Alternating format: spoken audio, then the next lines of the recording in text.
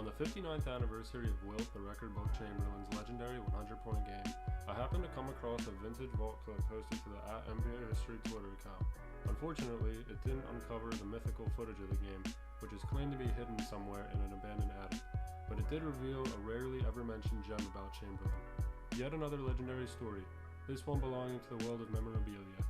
The clip shows Chamberlain, during his incredible 1967 championship campaign, donning a number 54 jersey during a regular season game versus the Knicks. I can't be the only Wilt fan that caught this detail and was in a bit of shock.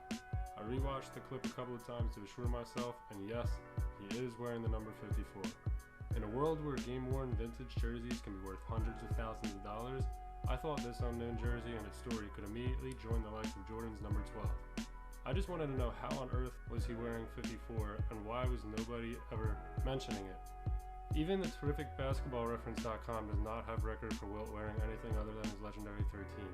With the NBA revealing the footage of Chamberlain long ago in a documentary covering the championship season, there should have been a known legacy behind this one-time vintage jersey. All that I found on the internet was a few forum and blog posts, one on the blog Amina by the user Gearthy, who cited a source to a man who asked Chamberlain about the jersey at an early 90s autograph signing. The man said Chamberlain told him his game jersey was either stolen or forgotten in Philly, and as a result he had to borrow teammate Luke Jackson's number 54 jersey, a 6'10" power forward. This was the only other jersey that he could actually fit into. The blog confirmed that it did happen during a regular season game, so it should be officially recorded that he wore this number, especially because Basketball Reference notes one night only number changes. For example, Joel Embiid honoring Kobe Bryant with number 24 for one night only, shortly after Bryant passed away last year. With this being a teammate's jersey, Luke Jackson's, being worn during an era with no names on the back of jerseys, and also because Wilt only did it for one game, the memory of this jersey has been about entirely forgotten. But to me, it would be quite a find for the Basketball Hall of Fame and Wilt's legacy if it was found. I'd like to see what its value would be. And it's really easy to say this as a 76ers fan who loves the 1967 jersey scheme, especially when they brought it back during the 2016 season. However, this story about Wilt doesn't weigh up to all the other stories, records, illustrious love life, or quite frankly, the man, Wilton Norman Chamberlain himself. He was a unique human being unlike any other who would have been on another level if his life was broadcasted on social media like most athletes are today. I began to read a republishing of his 1973 autobiography, which notes early on of a story that can confidently sum up his famous love life. Wilt said that he once attended a San Francisco birthday party with 15 women and got all but one before the rising of the sun. He was a cultural icon who did and said whatever he wanted, on or off the court.